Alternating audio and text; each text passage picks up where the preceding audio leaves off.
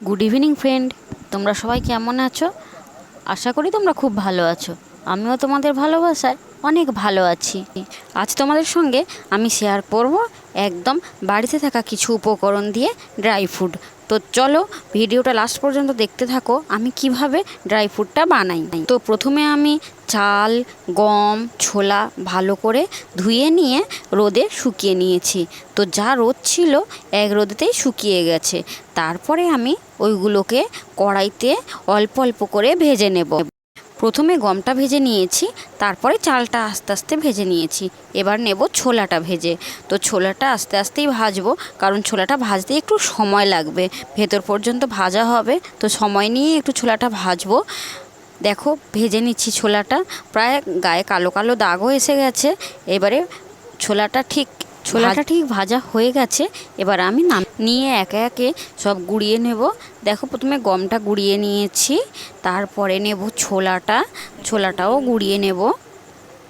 তো দেখো ছোলাটাও আমি কিন্তু ভালো করে গুঁড়ো করে নিয়েছি। তো দেখতেই পাচ্ছ গুঁড়োটা কিন্তু আমার বেশ ভালোই হয়েছে। তো মিক্সিতে যতটা গুঁড়ো হয় ঠিক সেরকমভাবেই হয়েছে, কিন্তু গোটা গোটা তো থাকেই একটু। তারপরে আমি কি করব, ওইগুলো সব একসঙ্গে মিশিয়ে নেব।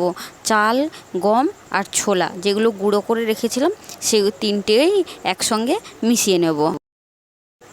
ভালো করে দেখো আমি ওইগুলোকে মিশিয়ে নিচ্ছি।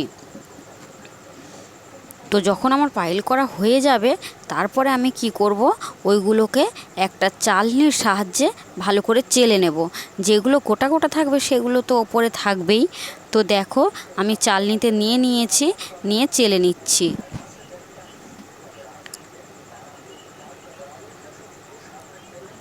দেখো বেশ ভালোই গুঁড়ো হয়ে গেছে। তো যেগুলো একটু গোটা গোটা হয়ে রয়েছে খোসাগুলো, সেগুলো কিন্তু আমার চালনিতেই থেকে গেছে। আমি ওগুলো আলাদা করে রেখে দিলাম। আবার যেটুকু বাকি ছিল সেগুলোও চেলে নেব। দেখো খোসাগুলো কিন্তু আমারও থেকেই গেল ওপরে। দেখো কতটাই খোসা বেরিয়েছে ওই চাল, গম আর ছোলার গুঁড়ো দিয়ে। আর এইগুলো একদমই মিহি হয়ে গেছে। মেয়ে আবার হাত দিয়ে দেখছে, বলছে মা ভালো তো মিহি হয়েছে। তো এরপরে নিয়ে নেব কতগুলো মেরি বিস্কুট। ওগুলো নিয়ে আবার আমি ভালো করে মিক্সিতে গুঁড়ো করে নেব। তো দেখো গুঁড়োটা হয়ে গেছে। এবার আমি ওই বিস্কুটের গুঁড়োটা এবার আমি বিস্কুটের গুঁড়োটা ওই আগের গুঁড়োটার সঙ্গে ভালো করে মিশিয়ে নেব। তো দেখো বাড়িতে থাকা বেশিরভাগই কিন্তু বাড়িতে ছোলা, গম আর চাল তো থাকেই। তো ওইগুলো দিয়ে কিন্তু আমরা ভালো একটা বাড়িতে ড্রাই ফ্রুট একটা বানিয়ে নিতে পারি। তো তার সঙ্গে কিছুটা মেরি বিস্কুটও দিয়ে দিয়েছি। তো এই চারটে উপকরণ দিয়ে কিন্তু একটা হোমমেড ড্রাই ফ্রুট তৈরি করে ফেললাম। তো এই ড্রাই ফ্রুটটা অবশ্যই আমার মেয়ের জন্য, ও ছোট তাই বেশি কিছু খেতে চায় না। তো এইটা যেমন খুব পুষ্টিকরও, তেমনি অনেকক্ষণ পেটটাও ভরিয়ে রেখে দেয়।